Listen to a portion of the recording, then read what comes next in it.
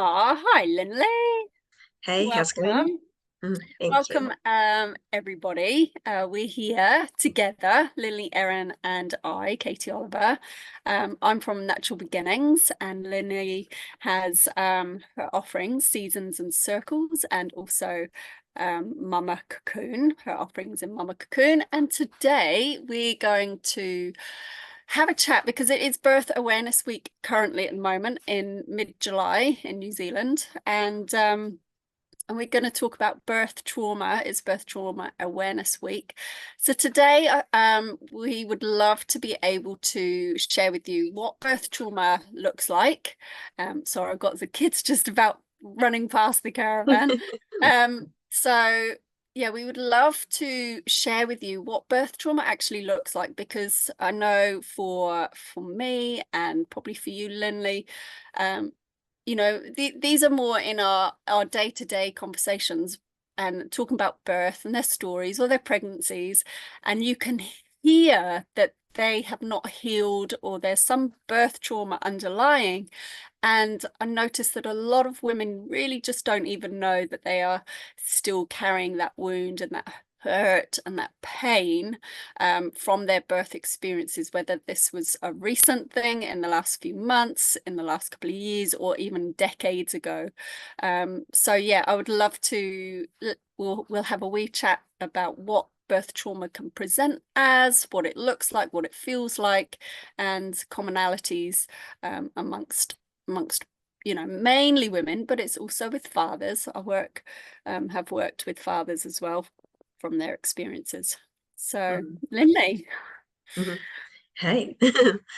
Yeah, so when you were speaking there, I was thinking, a lot of the things that women they probably don't realize that they've had birth trauma or going through it, because I think we're conditioned so much to be grateful for what went well. So, we often hear like women saying things, "Oh, I had a healthy baby," and that's the only important thing. And that's like the messaging that we get constantly from anyone. Like, if you want to share a hard part of your birth story, like it's such a and the people have good intentions, right, when they say at least you've got a healthy baby, but it makes us feel ashamed that we'd even, you know or perhaps feel ashamed that we're speaking or thinking about our birth and ourselves for these things. So I think that can be a big reason that a lot of women don't spot their trauma, or just have a blank out on it.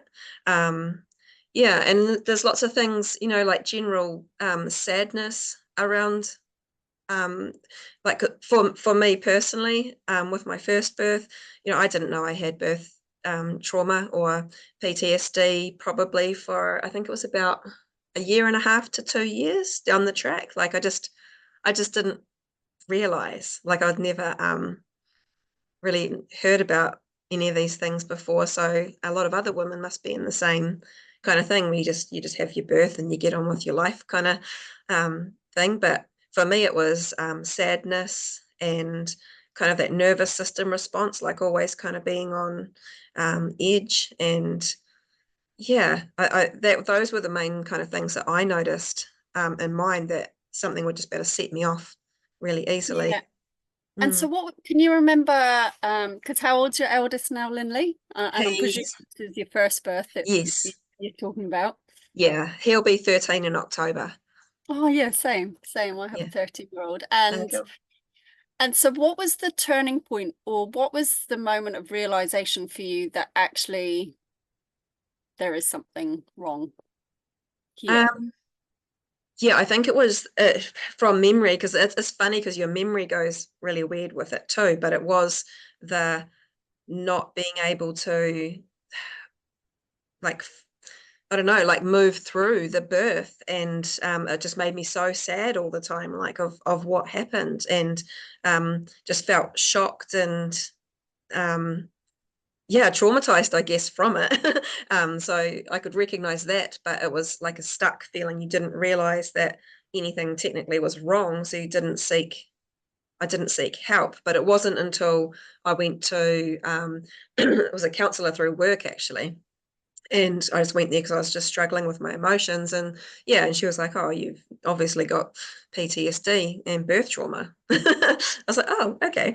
And then it was like, but as soon as I got there, I'm not the kind of person to personally like wallow. It's like, oh, I've been given this gift now of this, I have something to work with, like not a label, but like a understanding now that, oh, something happened to me. And this is how my system and my body's reacting to it. And I have the power to, to empower myself to look into this, to bring my life back to balance. Now I know what I might be dealing with. Yeah, and to realize that actually that was the stimulus or the cause of, this whole emotional dysregulation and being out of balance. And and birth is a huge thing, isn't it? Like you're pregnant for 10 months, so you're nutritionally depleted. You go through birth itself, which is actually an enormous physical challenge is the word. There's probably a much better word to use. And so that takes it out of me physically, let alone if things are hard, challenging, dramatically traumatic, or not. We are all opened up by birth in some way, or not. And we're just not in that culture of nurturing a mother post-birth. We're not there to kind of protect them, to slow them down, to integrate that experience, to integrate them into motherhood. And you just, most of us live in isolation, just our weird little pods. Some of us have parents to help, some, but most of us don't have that support. And so you're just getting on with looking after baby, trying to work out what the hell's going on, and with all those emotions. And so your life is consumed by looking after this wee human being. And so the tiredness, the exhaustion sets in with the sleepless nights, and everything's just kind of cracked open, isn't it? And so you're coming into a new being yourself. You're looking after a new baby, so you're tending to that relationship. Your relationship with your partner's changing, and your role in the world has just completely been upturned. And so there is that stress already, let alone adding on top this perhaps traumatic experience. So it's no wonder that none of us realize, oh shit, that was huge for me. That Yeah, was a huge thing. yeah, yeah. Yeah. Yeah, no, 100%. It's like, yeah, the way you explained it there, and it just highlights it perfectly of, yeah, how you can miss that you have experienced trauma because you've literally just been through a whole death process of of who you were, and rebirthed yourself and your life, your new life, and all of your relationships. It's changed forever from that, from that birth moment, and yeah, so it's no wonder that we can miss it. And I think that's where it's great. It's kind of work that I'm trying to move towards in Mama Cocoon, is that that consciousness through the pregnancy, of looking at that kind of rite of passage that it actually is. And so you have that preparation there for when you are. And obviously there's all the mystery and we don't know what's going to happen. So there's no way that you're like prepare for what is going to happen, but it's like you have a template of sorts of an awareness. Yeah. Mm. Mm. And I know for the parents that I've worked with, it does present in all sorts of different ways, this birth trauma. You have the constant tears, you might be highly emotional and you might just be crying lots, or you might just withdraw and Yeah. move distantly away, not wanting to go out, not wanting to socialize, too afraid to leave the house because, and then, some mothers become very fanatical about the routine of the baby, and they're just too afraid to even leave, or put, kind of, yeah, go, because they need to then control everything. Because I suppose for some, and for a lot of women, when you get to the bottom of it, it's they feel like they've had no control in this situation. And that's a Yeah. big piece for a lot of women. And so then they micromanage everything, and everything has to be just right, and they won't even leave the baby with dad, or they won't even leave the baby with somebody else, because they've just got this fear, but they don't even realize that that's where it's come from. Yeah. So they've got overprotectiveness, and when they become toddlers, that over anxiety of, what if they hurt themselves, the helicoptering, Yeah. tearing up, the welling up whenever you talk about your birth, what's happened, or just like wanting to completely shut it down and avoid the conversation, or throw it back. Yeah. Uh, it might come out with those big rages. Sometimes some women, like you said, have these big emotional ups and downs, which are Mhm. more unusual for them. Um, Yeah. can you delve more into what a trauma response looks like, or how the nervous system responds? Yeah, I'll give it a go. I'm not great at the science, but it was actually the biggest piece for me in my healing was understanding actually how what our brain does in a traumatic event. So when I when I spoke to, as Carla from Healing Birth, when I was pregnant with my second child, and I was having a session with her, and she explained to me, and I've tried to research it, and I have researched it more since, so I understand it. And it's how, when we're our brains functioning normally, we're in our birth situation. Um, when something happens that's unexpected or a little bit traumatic, it puts us into, a different part of our brain. So the neocortex, which is like the logic and stuff, that switches off. And I think it's the amygdala. I think that gets triggered, and then that shuts down. Basically, you either go into fight, flight, or freeze, and then so that means that we don't have access to a lot of logic or decision making, or even our voice. So a lot of women will be like, oh, why didn't I just say don't do this or don't do that, or I wish I just thought of this, or yeah, why couldn't I use my voice, why couldn't I speak up for myself? But that's all there, and that's, you couldn't. And that was the most healing part of my journey, was understanding that my brain went into that mode. And it can be from, mine went into that mode, I can pinpoint, and it was from a vaginal examination that I didn't want but gave into. So she had my consent, even though it was not very consenty consent. I didn't really want to give it, but it was given.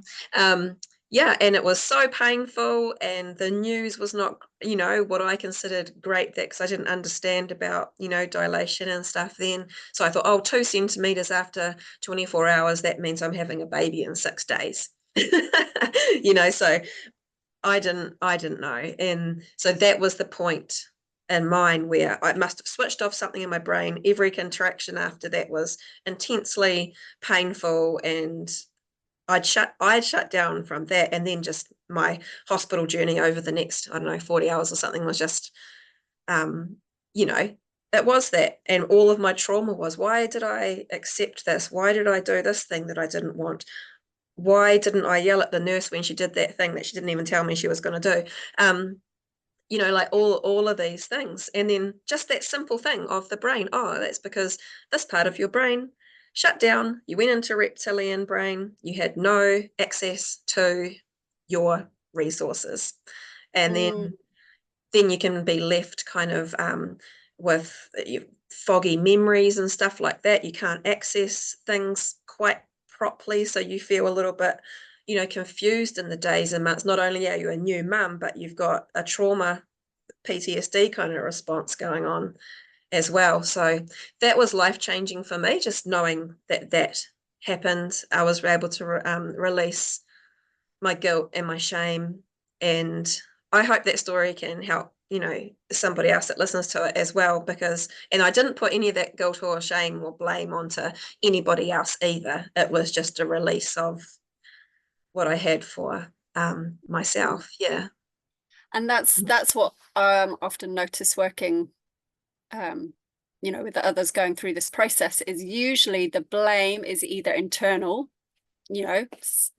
on yourself, like I should have known better, I should have done more, I should have prepared more, etc., etc., or it's external, why did they do this? They shouldn't have Yeah. done that. And coming from that place of powerlessness. Yes. So I don't know about you, but I'm a great fan of Gabon mate. And one of the things that I heard you say there is, trauma doesn't have to be these huge big events, like a baby dying, or the emergency C-sections, etc., etc. The trauma comes from how we deal with it internally. And like you said, we don't often have that control. Like our physiology is our physiology, and it comes from when we were born, when we were growing in utero, and how our nervous system is wired. So it comes from a long way back, and then how we were treated to, responded to as children. And so our nervous system is wired from a long, long time ago. And then in these situations, we don't know how we respond. And so a woman can go through two women could go through the identical type of birth, and one could come away feeling completely traumatized and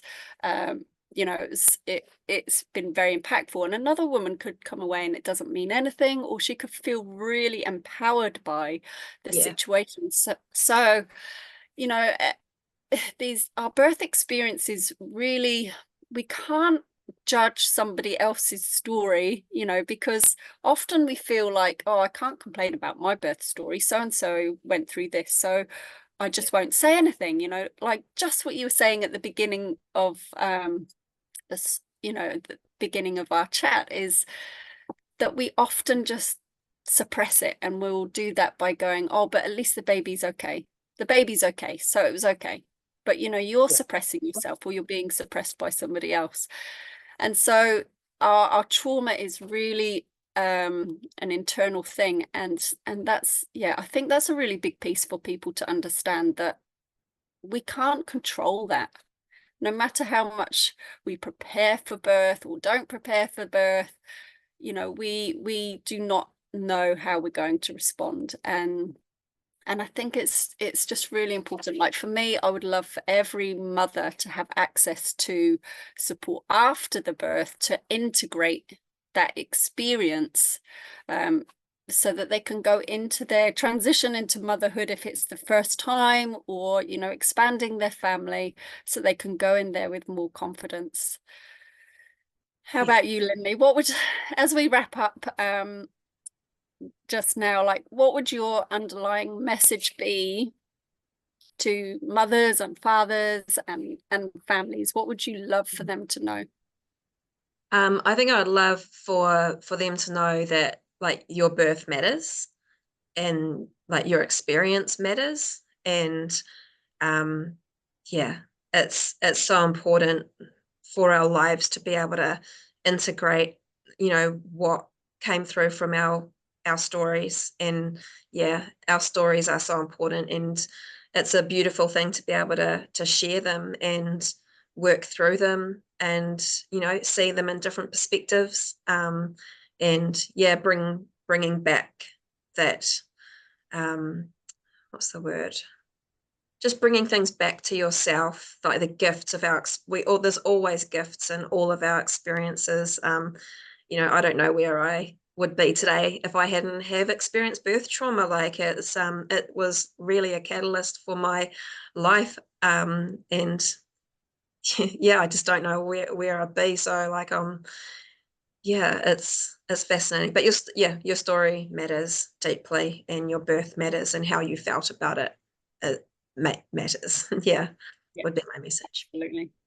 Yeah. So if somebody has, the penny's dropping, it's like, oh gosh, I haven't really had the time, the energy, the capacity to tend to what's come up for me through birth. And just very quickly, sometimes we don't feel traumatized right at the start. Like you said, it took you a year and a half, 2 years, until you realize that hang on, sometimes it catches up with us, and Yeah. often it's as we're preparing for the next baby and we realize, actually, I don't want to do this, I'm scared, or it comes up then. And as a birthing being, bringing fear into birth is is not helpful at all for your birthing physiology. Oh, I'm lost now where I was going. Mhm. But yeah, where can people find you to help them if they really wanted to gain help in healing their birth experience? Yeah, well, I'm on lynleyerin.com. So nice and easy to find there. Or on Facebook, I'm Lynley Erin Seasons and Circles. So yeah, all my Mama Cocoon offerings are kind of being set up, created at the moment, but I am offering, yeah, the like the birth trauma listening and story listening sessions at the moment for whoever needs them. Yeah, whoever'd like them.